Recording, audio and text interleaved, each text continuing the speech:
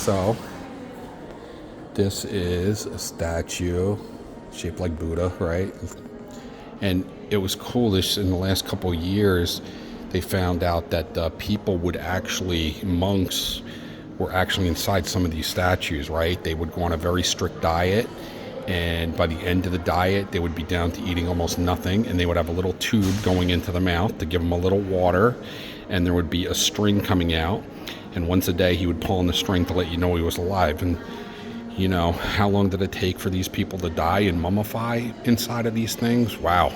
But could you imagine, you have the ability and training and being so good at meditation that for the very last stage of your life, you could go into one of these, spend a month or two meditating or however long, and eventually, because of the diet you ate, you were mummified at the end of it, right? And only in the last couple of years, I think, did we figure this out, that some of these statues actually had living beings inside of them. Which, talk about a dedication to your religious ideology, right? I mean, it's just, to me, that's incredible. Like, I certainly don't have that level of devotion. Here we've got the yoni, the vagina, and who's coming out of it? The God figure, right? And why is that? If you've watched my videos on the philosophy of women and the occult, it's because women, you are the creator. You bring a spirit into this world and give birth, and you're also the entrance to heaven for a man, right? And that's why you always see figures coming out of portals in this shape, right? That's the occulted knowledge that they're subtly giving you. This is what I love about the Indian art, is these beings with multiple arms, right? I mean, to me, this is just like, as somebody who likes art and sci-fi, this is like just totally awesome. So this is Vasu Dahara, the goddess of good fortune and wealth.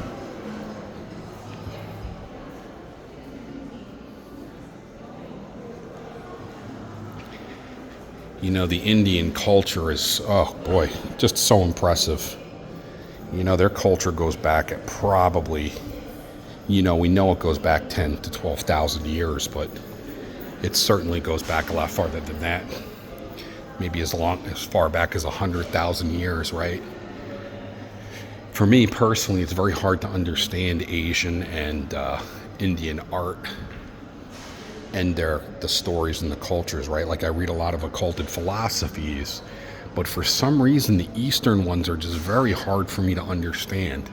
Like, it's almost like there's a veil placed over my eyes, whereas, like, you know, Islamic and Judaism and Egyptian and Celtic, all of that stuff, like, comes kind of easily to me in my understanding, right? But boy, this stuff is just very challenging. I do love it. I think it's beautiful. Oh, here is my absolute favorite. Shiva, the destroyer god. Look at this. If you know anything about what's going on in CERN in Geneva, they have several miles of circles under the ground, and it's a particle accelerator.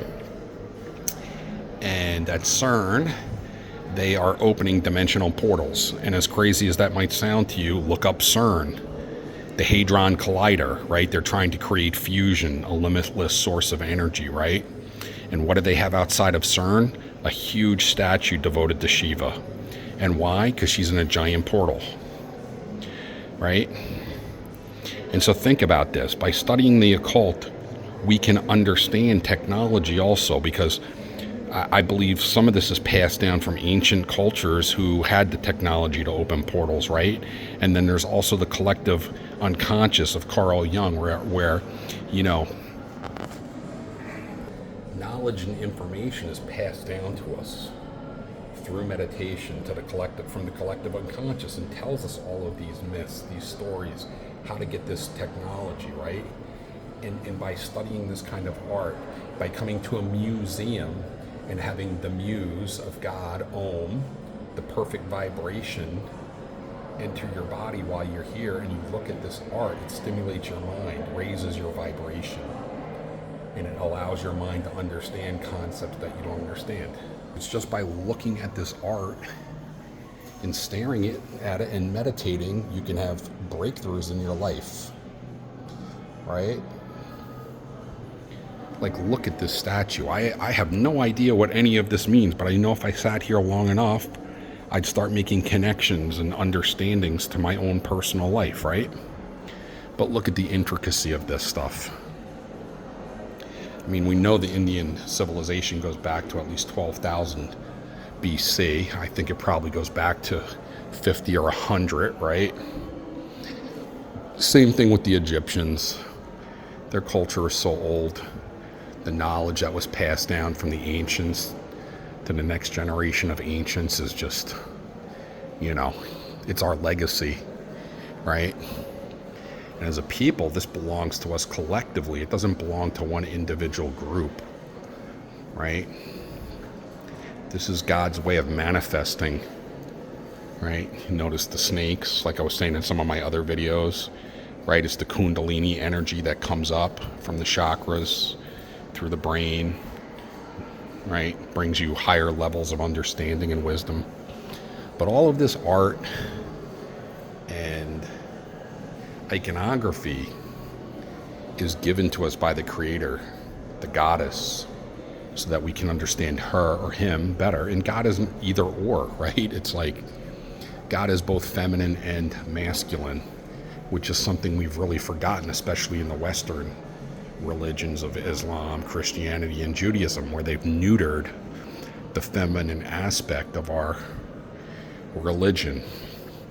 Now, I know this is Ganesh, who is also Thoth. So Ganesh is the god of magic, like holding a Cadus wand, right? It's similar.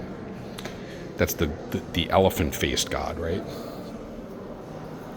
So what I'm saying is all of this is God's way of manifesting aspects of himself, herself in our reality to look at, to be stimulated by, to bring new understanding and wisdom into our lives. And when we do that, we have better relationships, we have better health, we're happier, wealthier, and wiser, right?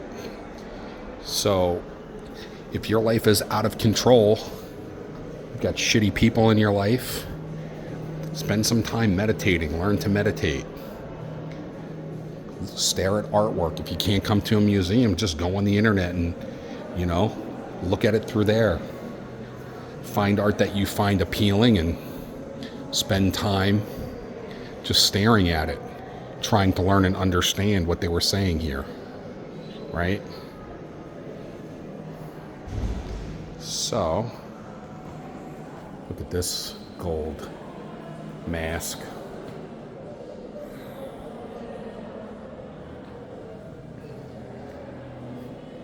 This is just spectacular artwork in here.